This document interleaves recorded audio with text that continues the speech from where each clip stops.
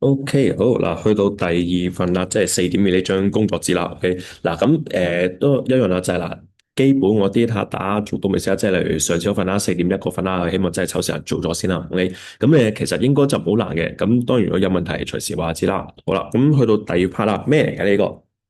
咁呢個又有啲叫傻啲嘅 concept 啦，即係又係要如果要理解一個原理咧，就好痛苦嘅，坦白講唔容易理解嘅。咁就特別是有啲老師會講埋叫做咩 epsilon delta 嘅定義啦，咁我咧就超級難理解。咁但係老實講唔緊要啦，呢個唔使理佢啦。咁就係最起碼計數。都係嗰句，你識得代個數字，計到個數，答案就係咁多嘅啫。咁啊，好嗱，咁呢個叫 limit infinity 啦，即係話啦，今次唔係當 x 走去某一個數咁樣啦，係當 x 好大好大好大，大到無限啊，或者細到負無限嘅話啦，咁個數值會係幾多咁嘅意思？咁成個嘅概念大致上咁樣啦。咁不過咧，其實如果要計數咧，都幾容易計嘅呢 part。當然啦，呢一段片咧會難過4點一少少嘅。佢當然你要識代數字落去計啦。咁同埋有一啲叫做次方數嘅物體。OK，好啦，嗱咁我哋先睇睇。反而我想大家理解先。你當嗱 A 呢個可以唔使理佢啦。B 呢個其實咩嚟嘅咧？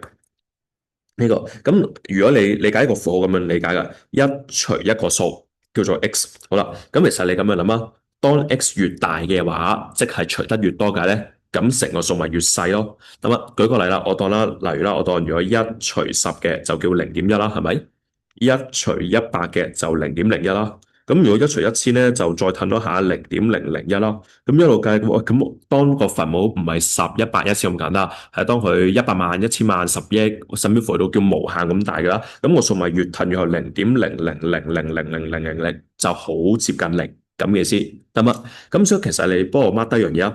呢一句嘅意思講啲乜嘢咧？唔一定淨係1/(x) 噶，係當一個數啦，叫 constant 常數啦。一個常數，佢除緊一個嘅無限嘅時候，除一個好大好大嘅數嘅時候，咁個數咧就會接近去零噶啦，得嗎？明白，成個嘅概念講呢個講多次啊。當一個 constant，我當係1000都好啦，佢除個極大嘅數，除無限咁滯嘅話咧，成個數就接近零噶啦，就係呢一句意思。咁當然啦，我哋講就講好接近喺 limit 嘅世界，我哋 take 完 limit 啦，叫做 take 完 limit 之後咧，佢就會等於到零咁解。咁啊，你當佢真係等於零就 OK 噶啦呢個。好嗱，咁嚟啦，試下咯。咁有啲叫次方嘅圖像，應該我相信全部學校 core 都教過啦。咁次方圖像或者次方實就係呢一課嘅重點嚟㗎啦。其實咩嚟嘅咧？咁有兩種嘅要記啊。咁如果呢一款啦，如果個底數係大過一嘅話啦，幅圖會上升，得嘛？咁如果個底數係細過一嘅，0至1之間咧，幅圖就下降。咁呢 core 要記啦。咁其實呢幅圖同 limit 有咩關係咧？咁樣諗下，我哋先睇一睇呢幅先。好啦，當 x 走去無限大嘅時候啦，咁會發生咩事啊？即係當幅圖去到好幼、好幼、好厚嘅情況之下咧，咁你見一個 y 計出嚟個數咧，咪接近零咯，就貼近呢個位啦。所以幅圖其實會咁樣畫噶，佢咧會一路一路貼近去零，貼近去 x 數，但係佢唔會穿咗落去嘅，佢唔會有負數喎，得咪先？咁調翻轉，如果你個幅圖係上升個幅咧，如果 x 越大，個 y 就越大，就超高噶啦。但係調翻轉 x 越細嘅，即係去到負無限嗰邊啦。咁而家原來個數就接近零啦。OK，咁嘅意思。好嗱，咁開始解一解啲字啊，咩嚟嘅咧？記住，我哋呢邊計到個數就叫答案啦。啱啱上一段片咁樣講啦，係咪？咁但係有時會計唔到噶。即係舉個例啦，我而家俾個數3嘅 x，如果咧 x 走去無限嘅話，咁個數咪超大咯。佢唔會停噶嘛。你個 x 越大，次方數越大嘅話咧，成個數又越大噶嘛。咁呢啲咧你計唔到個數啊，佢越嚟越大，佢唔會計到某一個 constant 俾你計，咁佢就叫做 do not exist。咁啊，有時候原來個 limit 係會計唔到嘅，咁你要接受呢樣嘢啊，唔係題題數都計到噶，有啲計唔到，咁你要咁樣答先係答案嚟噶。咁啊，你唔好夾硬答個數俾人啊。喂，好嗱，咁當然啦，咁無謂計數最實際啦，我哋嚟啦。嗱，咁試一試下，例如呢個啦。即係最基本概念就係舉個例啦，例如我睇 example one 呢個，咁如果一除翻個無限大嘅，你咁樣諗啊，你當放個無限落去咯，咁呢個數咪會接近零咯，我哋寫等於零，得咪先？OK，好啦，呢個，咁如果呢一個咧，我想咁樣睇嘅，呢個咧，咦，0.5x 次方 x 係無限喎，啊，次方無限次喎，我自己中意咧將佢轉小數，咁呢個幫我寫咧，咁你咪當1/2無限次咯。得唔得？當嘅啫，咁我哋寫住 x 先啦。呢個好啦，嗱，咩叫做 x 次方咧？即係有好多好多好多有接近無限個二分一係咁乘，咁你每次乘二分一個數越乘越細噶嘛，咁啊，咁越嚟越細嘅時候咧，個數變做零噶啦，咁啊，咁即係咩先咧？其實喂，咁啊，隨點樣記啊？如果你個次方擲住嗰個 base 個底數。底數咧係零至一之間嘅話啦，成個數就會出到係零噶啦。咁啊，因為你當好多個零點幾係咁乘，零點幾乘零點幾越乘咪越細咯。OK，好啦，嗱，做埋 D 呢個先。D 呢個咩嘅？用個概念去諗得噶啦。如果分母係 x，咁當 x 走去無限嘅時候，你咪即係一 over 無限咯。咁無限嘅意思更加大添啦，都係無限啦，再加一都係無限啦。咁所以咧，其實咁樣嘅呢個數計到零嚟噶啦。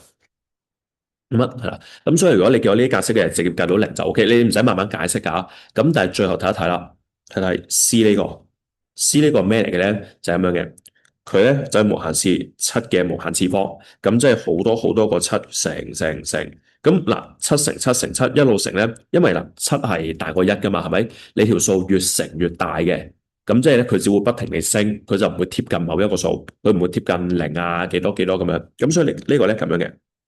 因為我要答 do not exist，因為佢計唔到一條數，記住冇得計咧，你仲要寫翻呢句 do not exist。咁有啲學校俾你寫簡寫啦，DNE 啦，咁啊，數學上有時都偷懶會咁樣寫 DNE do not exist 咁樣。OK，咁所以記住啊，嗱呢一隻啊，咁呢個最基本概念啦，咁一試一試啦，做一做咯。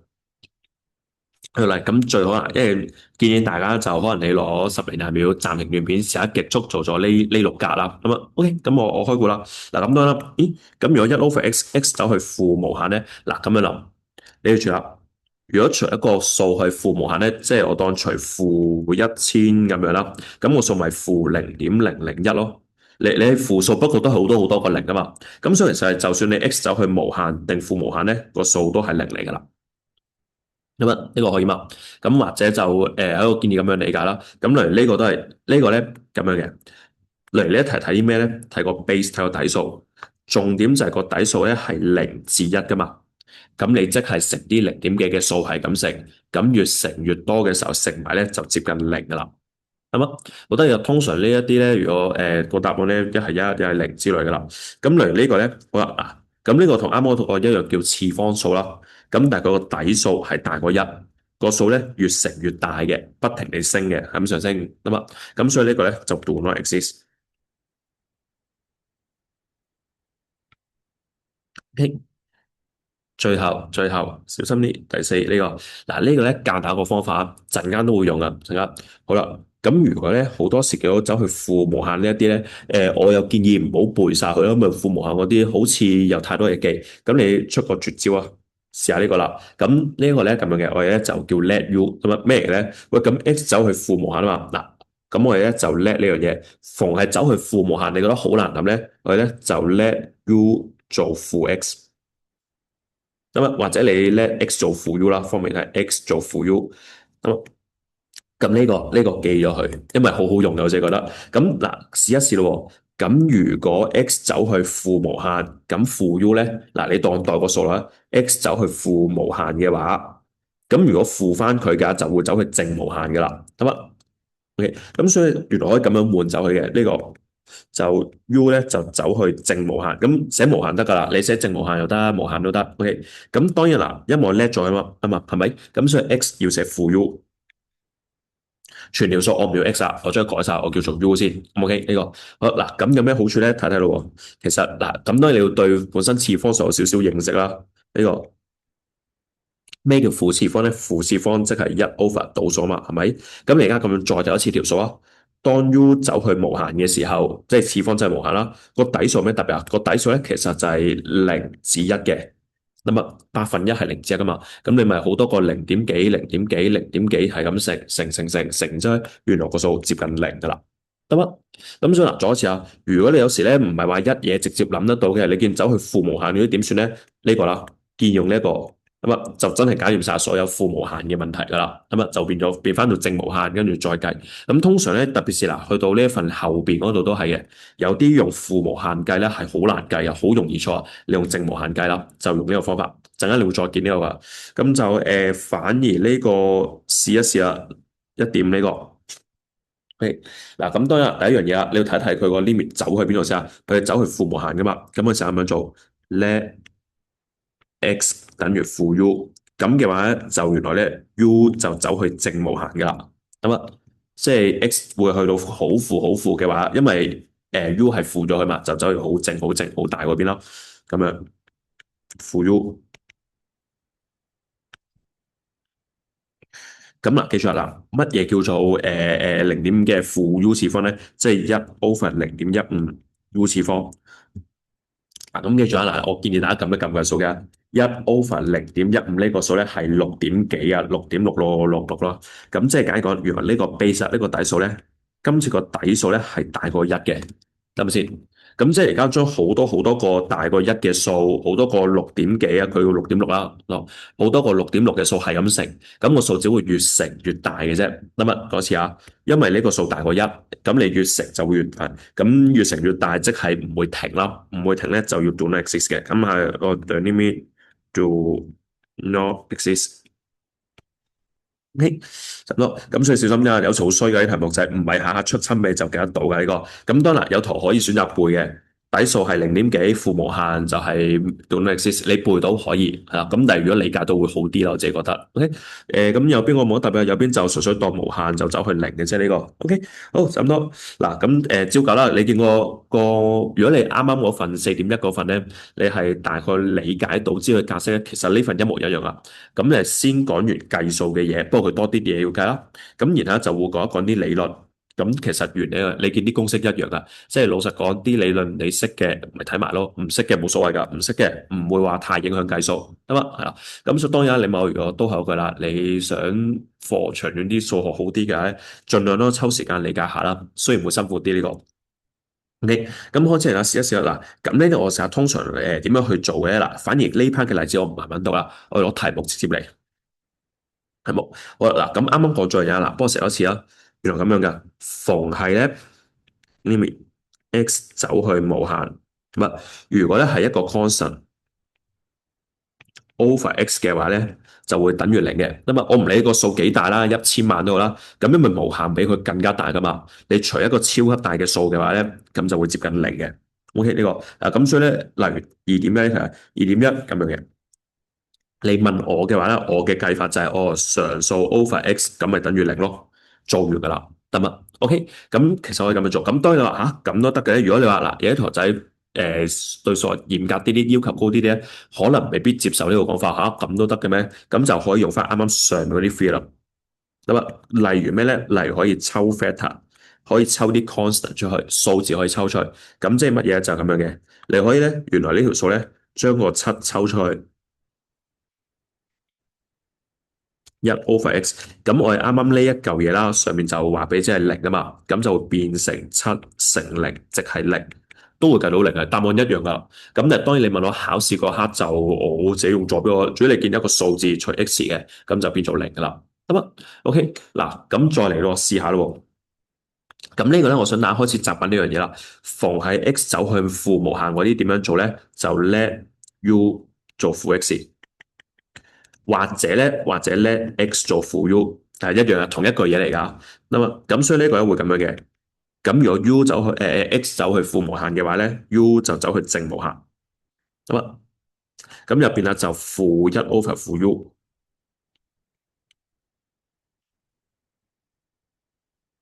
呢個諗下先，因為個負約咗佢啦。咁所以咧其實咪呢個解釋咯。1/無限1/無限就係零啦，咁樣。OK 呢個咁當然你話唔係喎，我想抽個負出去先計又得，冇乜所謂。咁我自己就會 prefer 咁樣計啦。咁啊，好嚟啦嗱，咁所以反而咧嗱2.3個冇乜特別，呢個就交俾大家計一計啦。呢個咁就純粹你因為見啦0點幾無限次方呢一個位咧變做零嘅。乜好嗱2.4呢個睇咁呢一隻咩嘅？呢個開始衰啲，佢會開始條數出得繁複啲，你要識得化簡。咁我自己建議咁樣做嘅。咁你見負次方嗱，老實講，我自己睇負次方咧都覺得麻麻地，好硬硬嘅負次方。咁所以我會做啲乜嘢？嗱，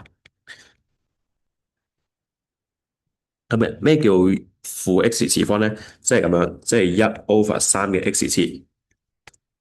OK，呢個試下咁樣睇先。好嗱，咁我哋開始就加多少數學概念落去啦。我哋嗱啱啱仲記得我哋一開始學 limit 第一步做啲咩？第一個諗法係乜嘢啊？就係代個數字落去。得啦，咁其實都係一樣嘅咋。咁當然嗱，無限唔係叫數字，但係可以代個概念落去啦。即係咩咧？你試諗下，如果 x 係超級大，我叫無限啦。如果 x 係無限咁滯嘅話啦，1/3嘅 x 次方會係咩咧？因為分母超大啊嘛，分母好大，成個數咧會接近零嘅。咁啊，即係其實如果你得將個無限代落去咧，黑色框住一個係應該變做零啊嘛。誒，咁咪計到咯，試一試喎。黑色呢個係變做零咁樣噶嘛？O 唔 OK 呢個？咁原來咧跟住計一計4/1就係四計到，咁都係嗰個原理啦。你代到個數落去計得到就叫做完噶啦。咁啊唔使你用咩方法哦？係咪跟足數純嗰啲？有冇抽 factor？有冇公式嗰啲？唔使。總之你個方法啱代落去真係計到就係噶啦。OK，好，再嚟咯。咁所以同樣道理啊，right？咁至於嗱2.5呢個咧，睇落好似麻煩啲啲啦。咁但係嗱，通常啊要睇點樣出。例如你見呢個咧，x 又有 x 嘅話咧，有時候可以好難計。咁但係我都睇睇條數先啦。例如呢一個啦，我哋咁樣諗啊，咁樣諗就係啦。例如呢一度咧，啊，我應該咁樣寫。例如呢一度將個 x 代無限落去嘅話，咁我哋睇下個底數啊。個底數係無限，係0至1之間噶嘛，係咪？個底數係0至1之間，咁所以分子咧會變咗做零嘅。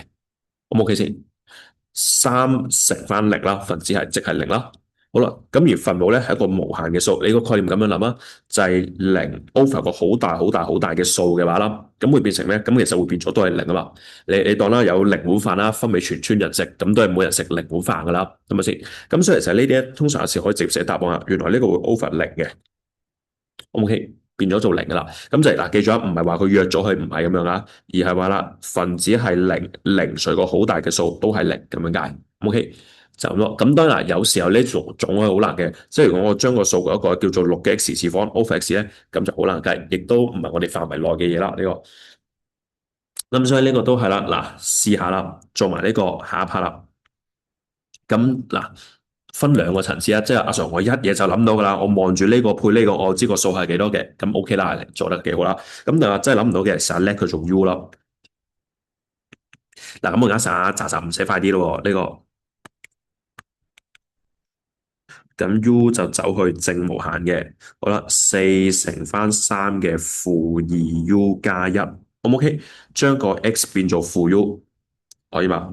好啦，嗱，咁呢度我就可以拆散條數俾你睇啦。嗱，咁呢度有少少叫你當初中嘅數學啦，4乘翻嗱，咁通常呢啲咧，咁樣嘅佢呢度次方有幾嚿嘢，我哋咁樣拆，3嘅-2U 一下，3嘅1次一下，得咪先？OK，咁點解咧？總之你記住你要分類，你將數字嗰啲 group 埋一齊。OK，咁所以即係話啦，淨係齋數字嗰啲咧就3乘412啦，12呢個數字唔使理佢噶啦。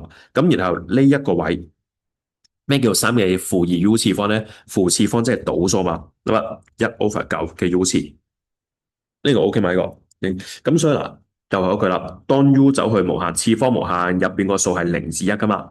如果入邊個數0至1嘅話咧，成個數走去零嘅。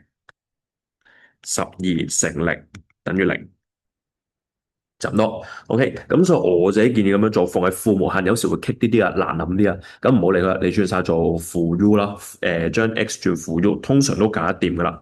OK，好嗱，咁呢個就叫做 limit infinity 嘅第一款啦，初階版本啦。呢個你中階咯，又冇難又冇錢嘅 part。咁但係去到呢一款咧，反而呢個我覺得好常見啊，呢個好易計嘅咋。咁呢叫咩咧？呢叫分數嘅格式。咁佢有個嚴格啲嘅名嘅，呢一啲咧，如果分母都係啲多項式嘅話啦，咁佢咧叫 rational polynomial 或者 rational function 啦，好似叫係咁咩嚟嘅咧？咁嗱，例如呢度，哇，分子又走去無限，分母又走去無限，咁點解無限除無限？點解咧？原來有個方法嘅，我哋咧幫我 mark 低啊，你幫我咧寫低，我咧就分子分母都除一啲數，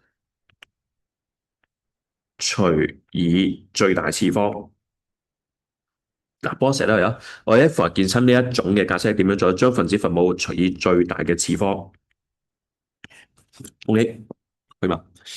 嗱，咁我示範下啦，示範樣嘢啦。OK，嗱，我都係 example 嗰啲翻嚟留翻俾你慢慢睇呢個。你純粹睇一睇條式卡咪明得噶啦。咁我哋咧，我就係做啲例子啊，後邊嗰啲。好啦，舉個例啊，例如呢一度啦，instant drill 3.1呢個啦。咁例如呢一度咧，咦，分子又有 x 分母有 x 喎。咁我哋嗱做啲乜嘢？記住唔可以咁樣做啊！唔好，我代落去無限約咗佢變一唔得，唔可以咁樣寫啊！咁就我哋啱啱就分子分母除最大次方。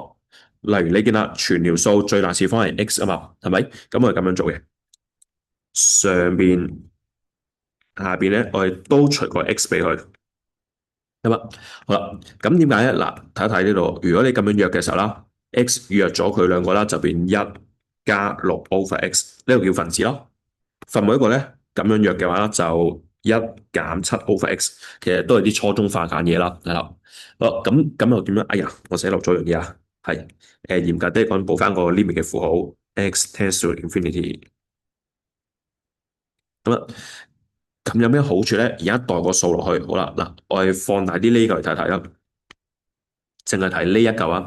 如果你將個 x 代做無限落去嘅話，好啦，咁呢嚿嘢我哋見過呢種啊嘛，數字除無限嘅話係變做零嘅，數字除無限嘅話變做零啊嘛。咁雖然來咧會變成咁樣嘅，就變一加零 over 一減零，咁即係一 over 一咯。得嘛？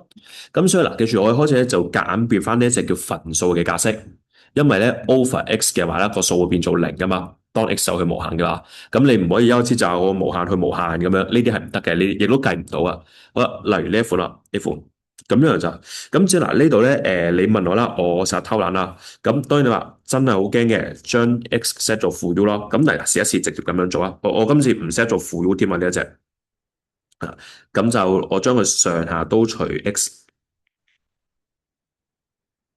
睇呢個明白係啦。咁點解咧？因為如果呢一隻格式咧，不論 x 走去正無限定係負無限咧，都係變零啫嘛，得嘛？零同負零嘅分別，咁我慢慢寫多次啦。咁所以咧，其實咧就會變成咁樣嘅，四減零，二加零，即係二。O.K. 呢只咁逢係分數啲第一步先啦，起碼諗咗呢樣先，除個數俾佢。咁當然啦，咁陣間會再見一啲再複雜啲嘅。咁例如呢一啲啦，嗱、呢個咧老實講，例如3.3個要唔要插嗰度咧，我覺得可以唔使啊呢個。咁試下咯喎。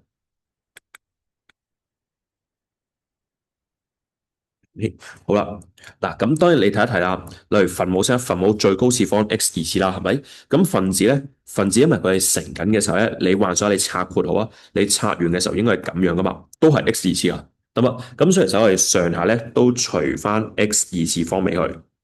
OK，嗱咁我寫咗分母先啦，x 二次除 x 二次就一咯，加三 over x 減二 over x 二次，得嘛？嗱，咁而分子呢個特別啲，嗱分子咧咪咁樣嘅。嗱，如果你將佢除 x 二次咧，我建議咁樣做啦。你咧每邊一下 x 咁樣，OK。咁可以啊，你可以將 x 二次分俾一個左邊一個右邊，因為大家係乘緊除緊噶嘛，係咪？咁所以x 加一就變成呢嚿啦，x 減二就變成呢一嚿，咁就可以慳少少功夫啦，唔使慢慢拆括號咁麻煩，係嘛？咁你記住成個大原則就係乜嘢咧？就係你將佢拆成咁樣 over x 呢啲代到數字落去就搞掂噶啦。咁所以當代數字嗰下就呢嚿嘢唔使寫啦，就分子變一加零，一減零，咁呢個就一加零減零，咁即係都係一啦。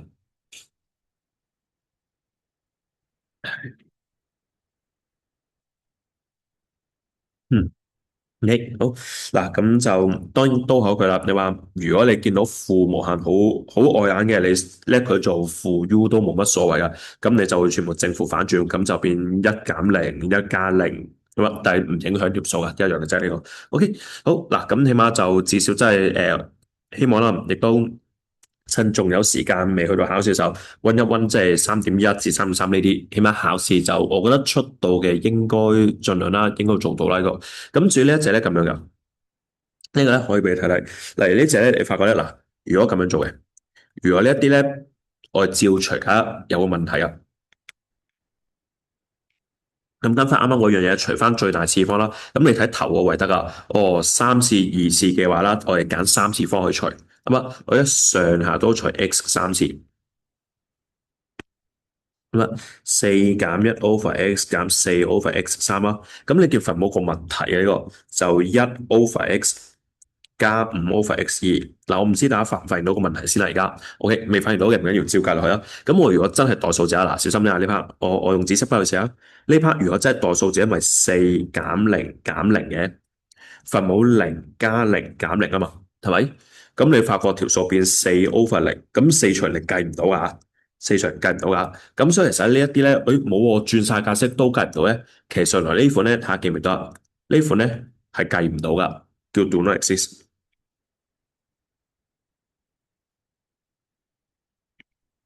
咁啊，OK，咁啊，記住啊，當你轉晒嘅時候啦，你上面計到，下面係零嘅咧，其實除唔到噶，計唔到噶。咁就寫翻 do not exist 啦。OK，嗱，咁但係點解咧？都講個原理啦，其實。睇次方就得噶，好易嘅咋。咁其實 x 去無限，你當佢係一個有個次序咁去啦。你當佢咧咁樣嘅，由零慢慢增加增加，去到100，再增加增加，去到無限咁樣啦。咁我哋咧睇一睇個上升速度。咩叫上升速度咧？例如分母 x 二次啊嘛，即係佢以你當兩倍嘅速度啦。OK，咁如果 x 三次係以3倍嘅速度啦，或者十嘅三次方速度咁樣理解啦，咁上面分子會升得快好多嘅。咁即係咩先咧？分子咧就接近無限大。如果同分母比較咧，分母就好細好細噶啦，就接近零咁樣。咁啊，用個倍數去諗啊。咁分子大得太快嘅，分子升得好多嘅，咁你條數只會越大，越嚟越大嘅啫。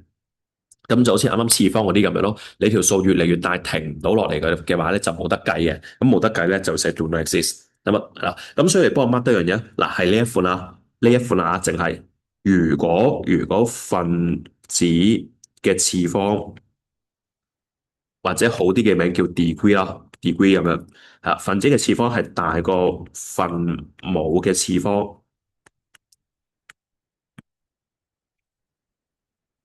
嘅話啦，原來咧個 limit do not exist 嘅。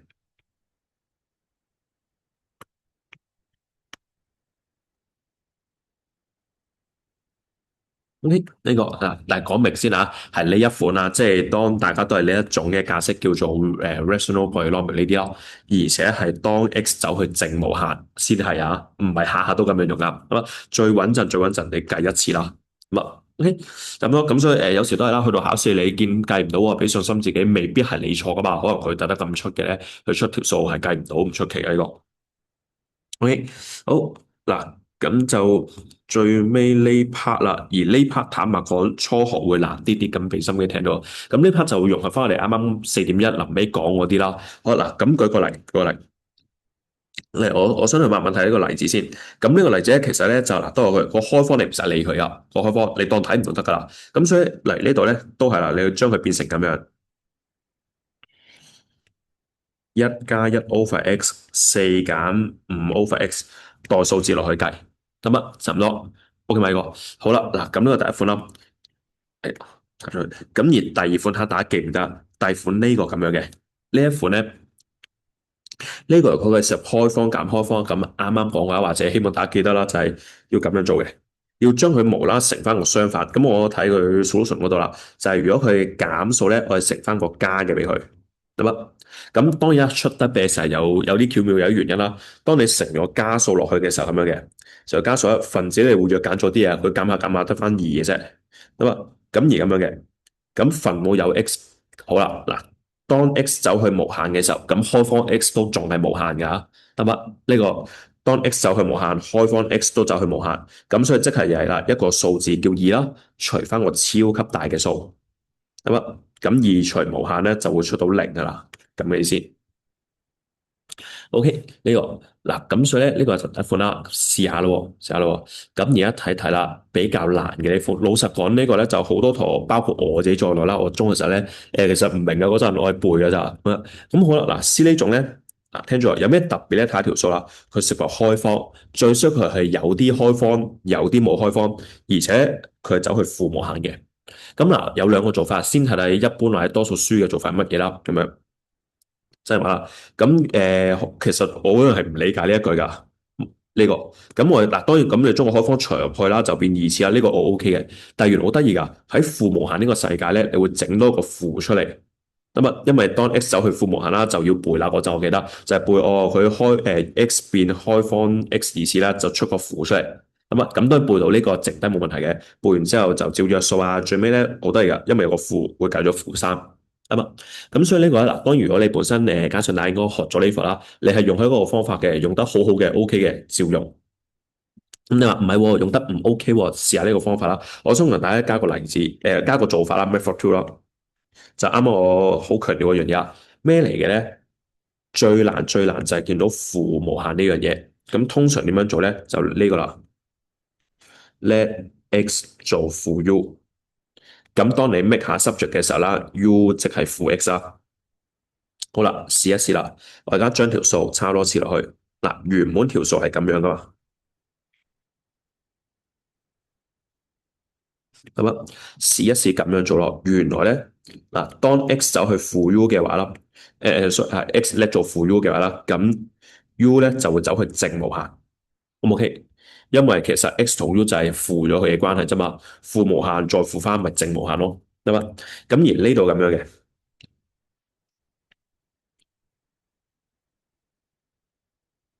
好啦，填翻咯喎，咁 u 係咩啊？u 係負 x 啊嘛，負 x，係啦，咁所以咧 x 入邊負 u 啦，負 u 負 u 負 u，呢個睇得唔得？OK，嗱，快簡多步啊，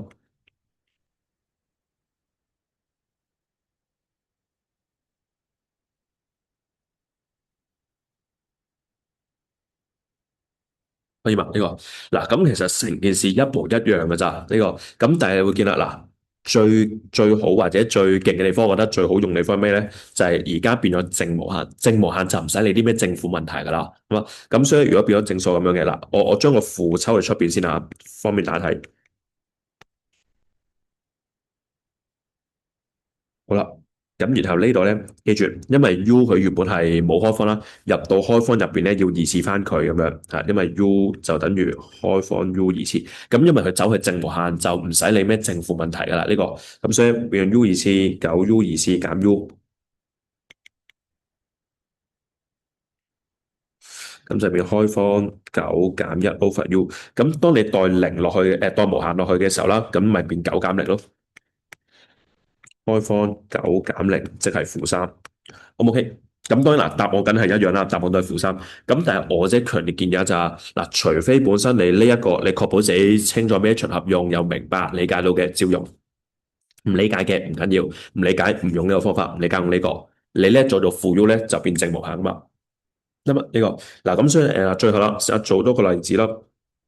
咁老實我就覺得，例如咧，嗱，由邊度咧係相對容易啲咧？呢啲我而家剔咗啲啦，逢係走去正無限，其實真係冇乜難度。我淨係覺得最麻煩就係走去負無限呢啲。咁都睇到點樣出啦？呢個咁就我將嗰兩題係呢兩題嘅負無限都計出嚟先。咁咧嗱，有錢有心嘅4.1嘅負無限呢個冇乜特別，因為佢唔涉及將個 x 變做開方二次。咁啊，呢一個咧通常容易計，不過照計埋啦。嗱，試下啦。咁例如呢一個咧，總之我見大家真係覺得好難嘅，好亂嘅。你見到呢個咧就 let x 做負 u。咁啊，好，寫快啲啦。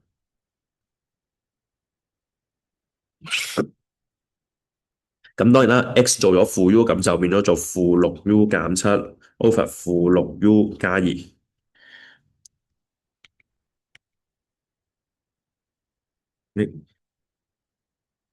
咁就上下都除翻負 U 啦，你嗰就啲正負睇下明唔明啊？因為你當我上口約咗下負俾佢啦。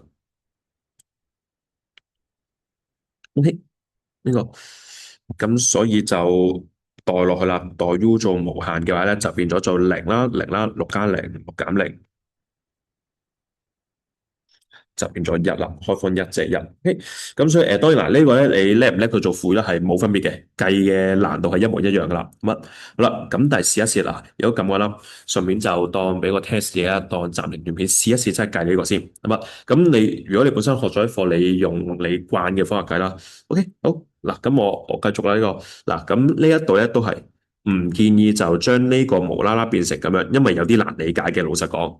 嗱，咁啊理解唔到唔緊要，都係用我個招啦，就係 let x 做負 u 呢個記咗佢啊，真係超好用呢個，唔係講笑呢個。咁所以嗱咁樣嘅 u 走去無限啦，咁然後入邊咧嗱，將全部 x 變負 u，咁你小心啲意思啊呢個。咁其實你咁樣 set 嘅時候咧，應該就會自動自覺幫你整咗個負出嚟啦。你當個原理係咁樣，其實咁我抽個負出去，u 二次減16 over u。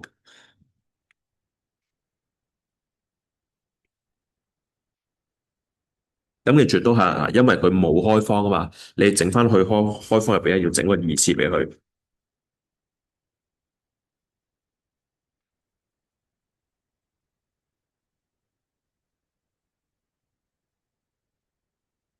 咁啊，咁就你見都唔算好多步驟啦。咁其實最重要都係唔好嫌我煩啦，都係嗰句呢個。咁啊，呢個你叻咗佢做負 U 咧，其實嗰個 limit 啦，嗰個叫做個唔知叫咩名咧，個唔記得咗啦。